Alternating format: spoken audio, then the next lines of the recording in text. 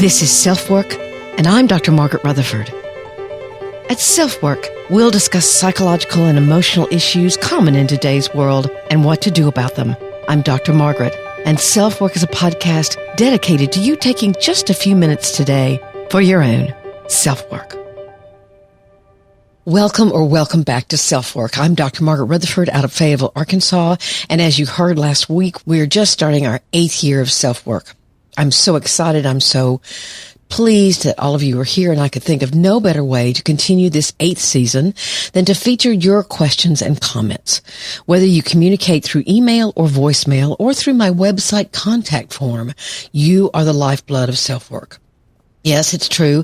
I often use what my own clients either have gone through or are going through as my inspiration for these episodes. Yet hearing from you means so much. It's like turning up the lights in an auditorium so the person speaking can see the audience. It helps me see you. So thank you. Also, as an irritating note, the laptop that I've used for years died. Well, I have to be honest. I both inadvertently and stupidly drowned it on my way back home from vacation last month. I've never put a water bottle in with my computer, and why I did it that day, I really have no idea. But I lost a lot of stuff. I was so mad at myself, but I had to get over it and go on.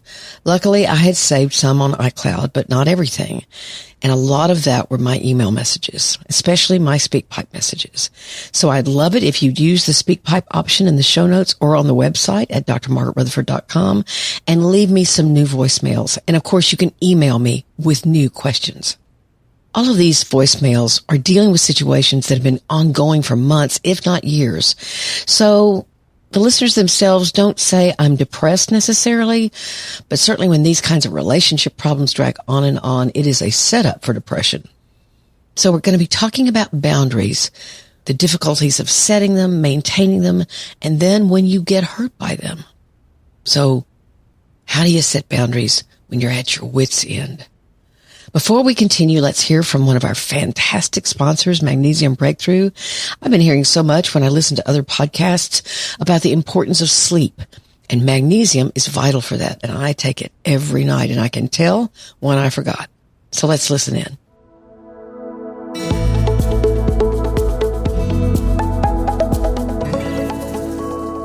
I hope you truly enjoyed some time with family and friends this summer and got to take a break from the daily grind and enjoy your life. Perhaps you've indulged a bit on ice cream to beat the heat or a margarita or two.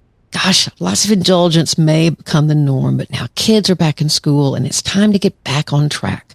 If you struggle to return to your health routine, there are 3 major things to prioritize: healthy eating, exercise, and above all, quality sleep. Because sleep is the key to your body's rejuvenation and repair process. It actually controls hunger and weight loss hormones, boosts energy levels, and it impacts countless other functions. That's why I take magnesium daily, but not any supplement. I got Magnesium Breakthrough because it's just better. It's made by Optimizers, and I highly recommend it. It has 7 forms of magnesium designed to help you fall asleep, stay asleep, and wake up refreshed. And guess what? If you get more sleep, you're going to find out that your healthy eating and exercise may be a little easier to do. So visit magbreakthrough.com/selfwork. Don't forget to enter code SELFWORK10 for 10% off any order. Once again, it's magbreakthrough.com/selfwork. So let's dive in to these voicemails.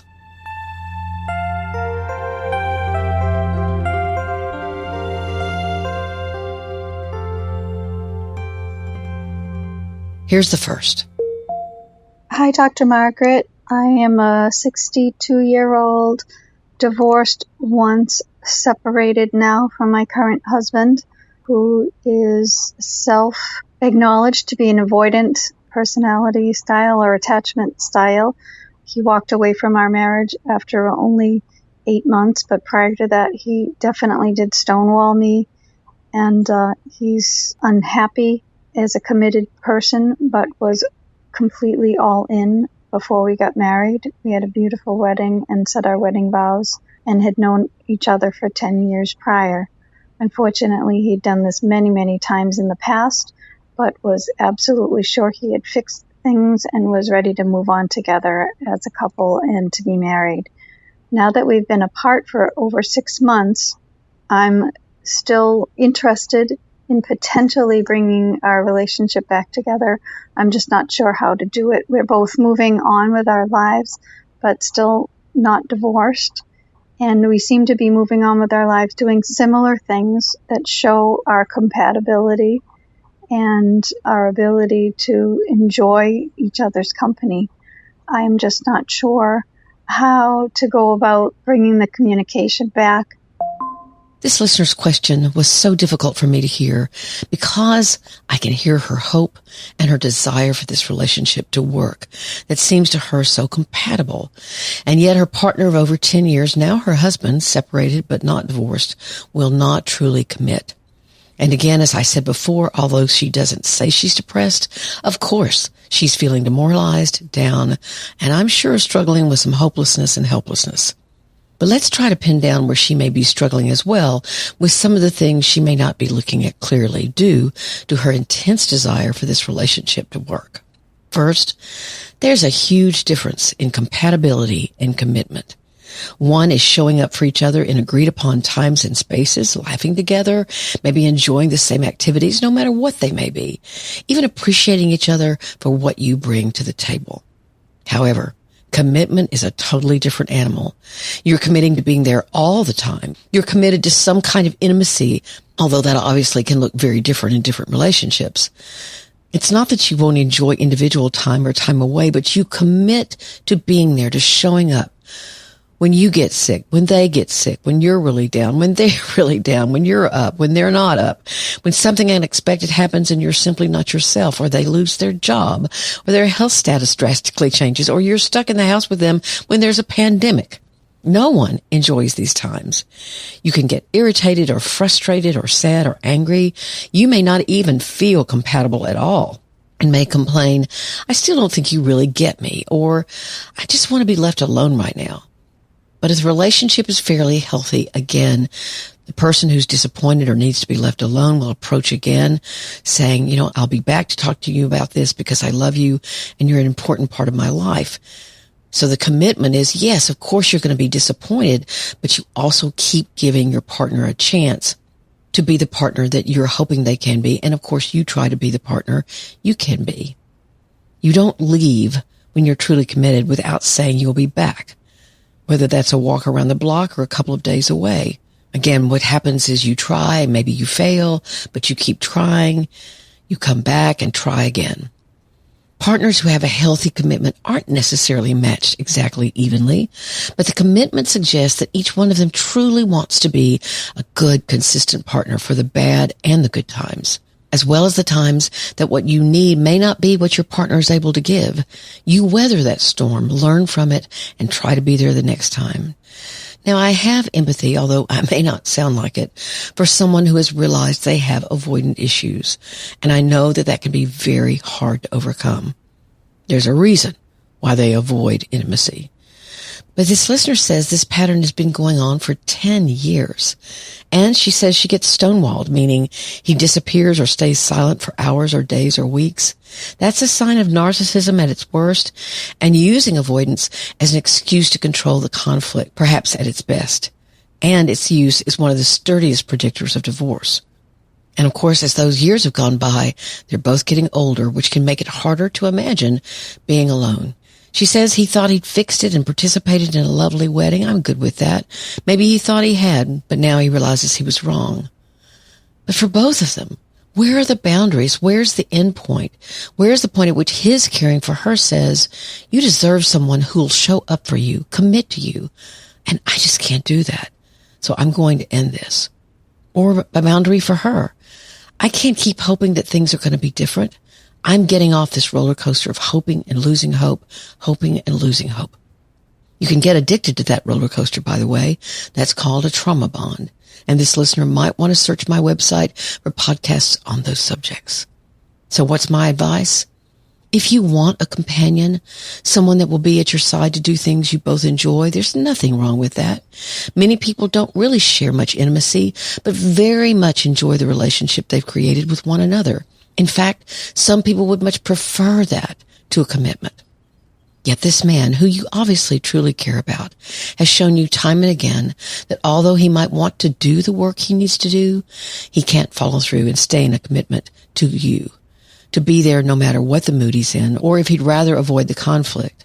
That's not necessarily his fault, nor does it make him a bad person in my book. But he's wanting to promise something he doesn't seem to be able to give, and that can become manipulative. I'd work with a therapist in your area about this. Maybe there's something in your past that's making the potential ending of this relationship extremely hard for you, maybe even feel intolerable. There may be other reasons that you didn't bring up, but when you say, I want to bring the communication back, I don't hear a lot of good communication is going on, not at least that will lead to the kind of commitment you want and deserve. And thank you for reaching out. There are plenty of people in your shoes, so I really appreciate it. Next, let's hear from a woman whose husband seems constantly angry and so impossible to approach with, as she says, even the simplest of things. And again, she doesn't say, I'm depressed, but this kind of ongoing battle, ongoing confusion and demoralization, like, what has happened? Where did this fall apart? That's bound to be there. There's a diagnosis for this kind of situation, by the way. It's called adjustment disorder, meaning there's a situation in your life that you're struggling to adjust to. It's kind of simple. I use this a lot because so much of what we struggle with is about what life hands us and lies in our relationships with one another. Here's her story.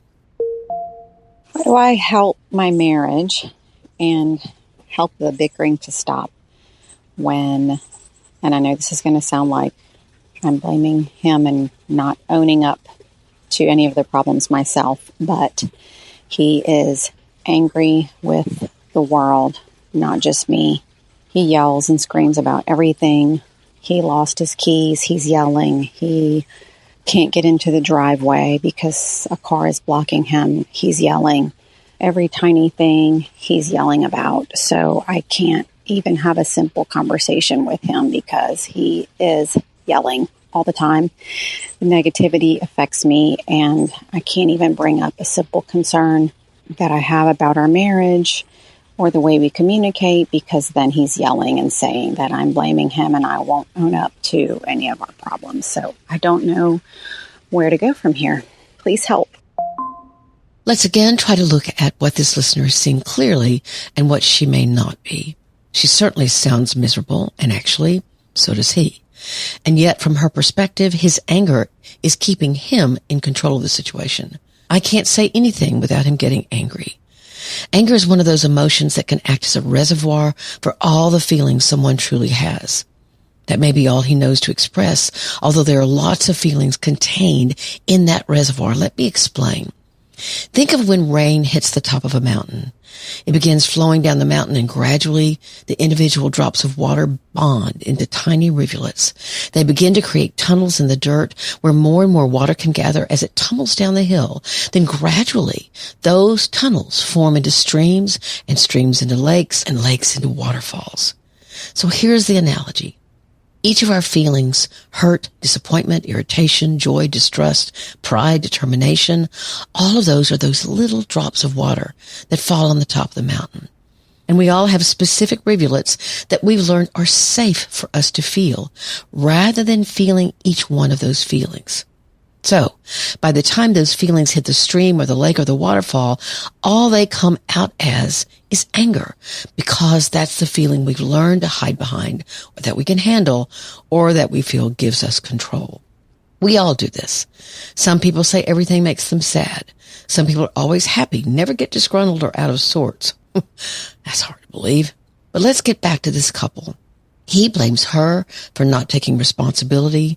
She blames him for only presenting her with anger. So, here's my thought.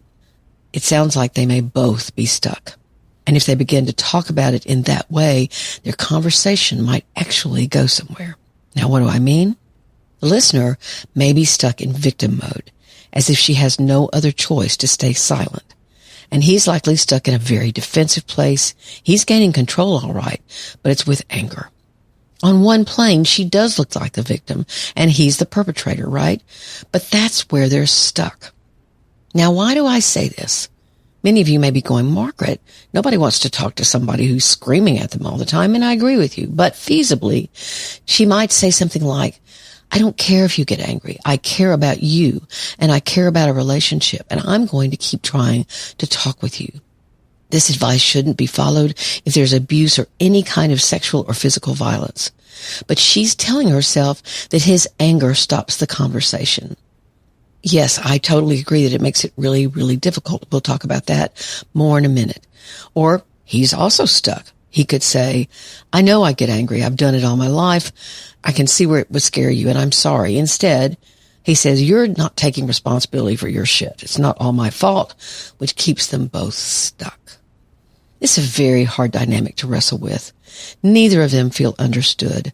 Blame is being passed out like candy. Now again, she doesn't mention physical violence, but if that's present, then the rest of this advice is moot.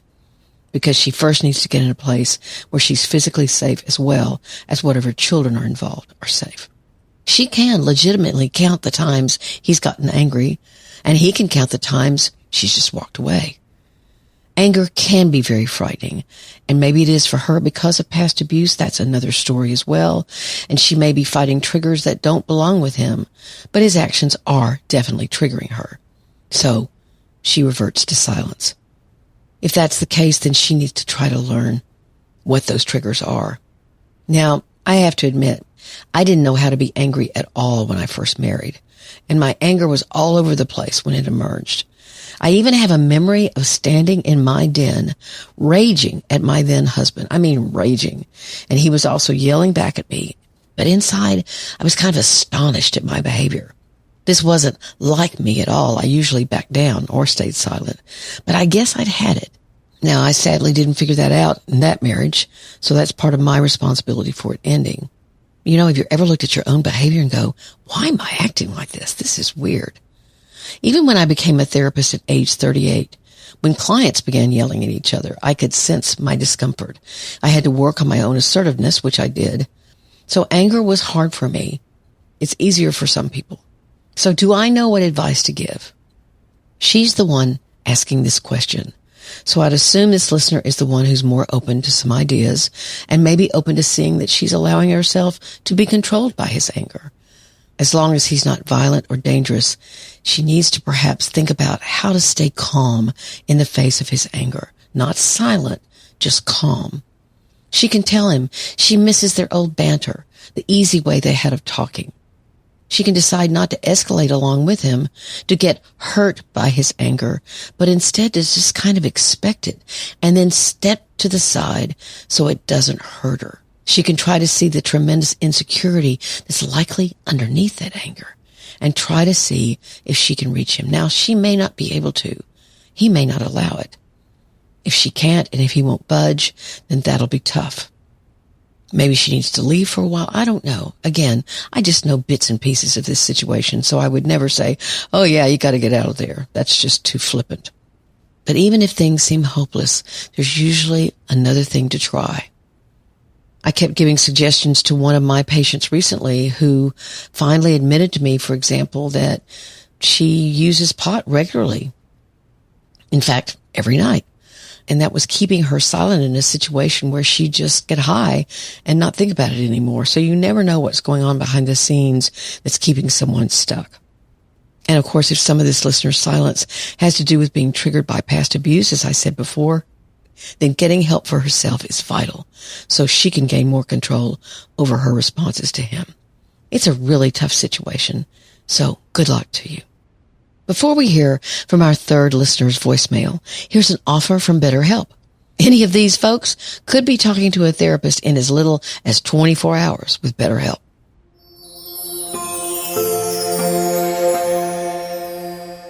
I recently heard a fascinating reframe for the idea of asking for help. Maybe you view asking for help as something someone does who's falling apart or who isn't strong. So consider this. What if asking for help means that you won't let anything get in your way of solving an issue, finding out an answer, or discovering a better direction?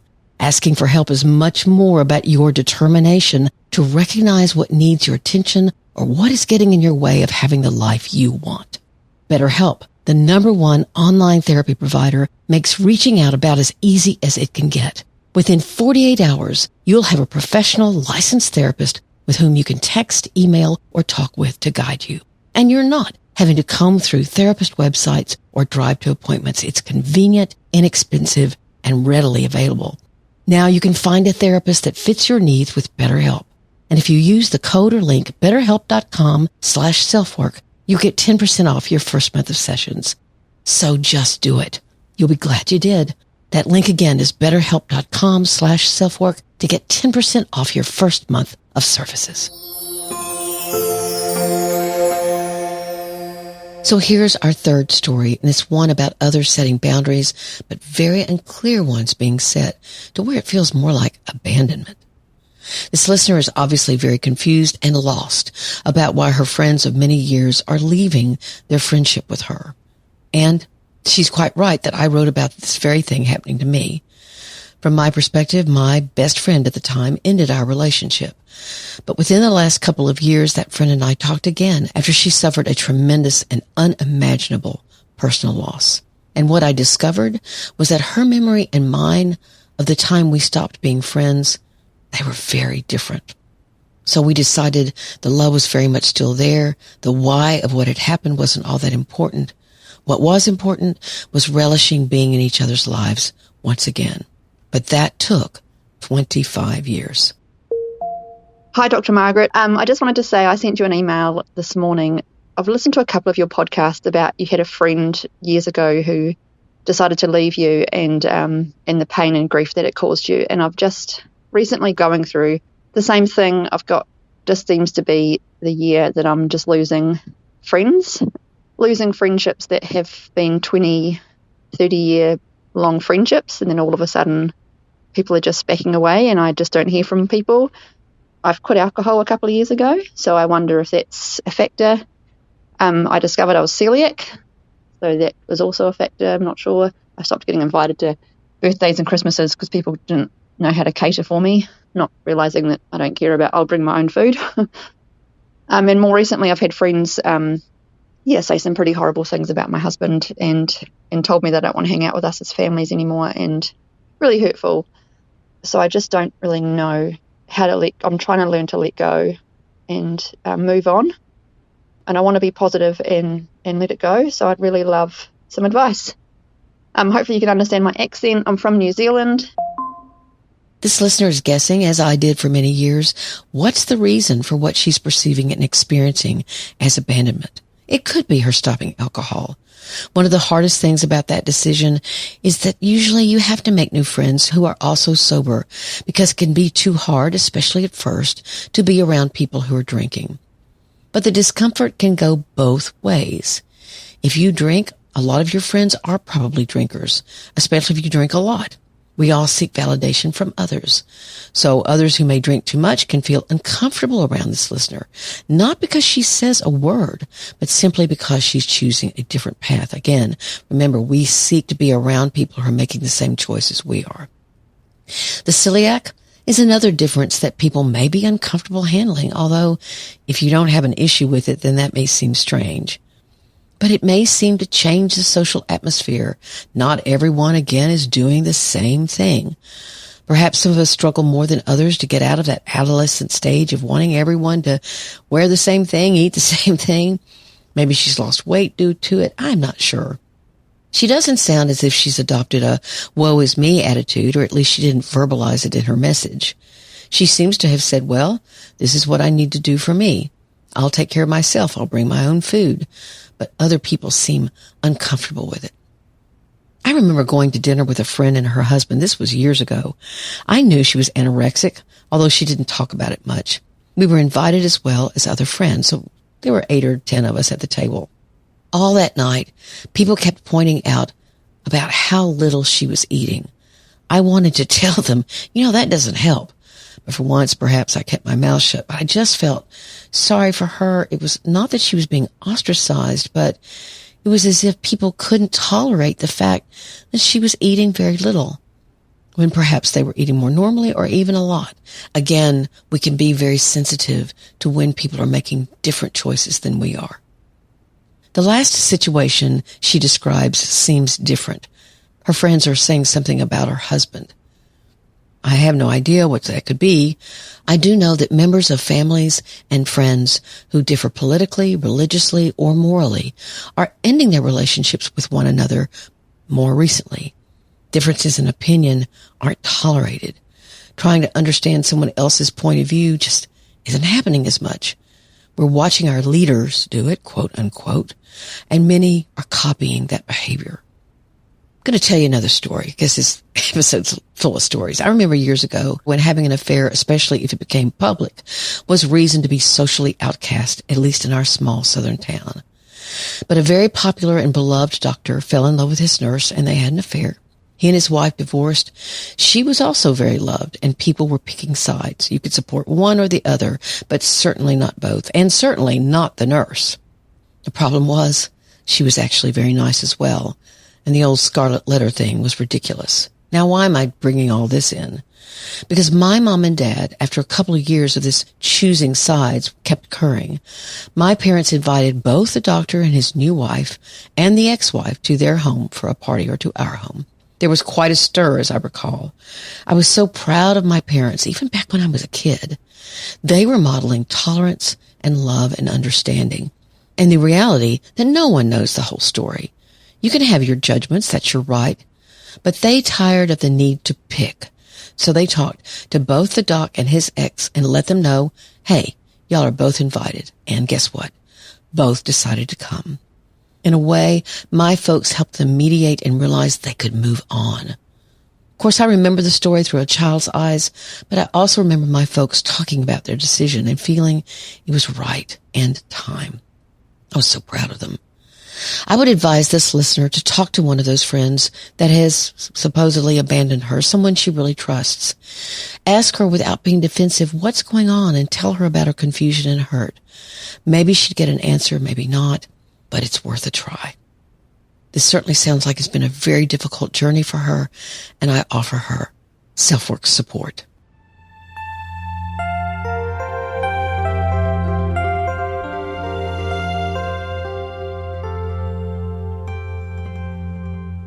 Thank you all for being here today. What an exciting journey we're on together to go into this 8th anniversary. I've got some things that I'm looking into that are going to be very new and very different for SelfWork. How about some live streaming on YouTube? Does that sound fun? I had some comments on my TEDx, which, by the way, has reached almost 220,000 views. If you want to go watch, saying, it's nice to see you finally. I've been listening to your podcast for years, but I didn't really know what you looked like. So that's really nice. I look forward to hearing from you again, either by SpeakPipe, voicemail, or leaving me an email at askdrmargaret@drmargaretrutherford.com, and come subscribe at my website. We've got a new ebook we're working on that we're going to be offering to people who subscribe. I'll let you know when that's going to happen.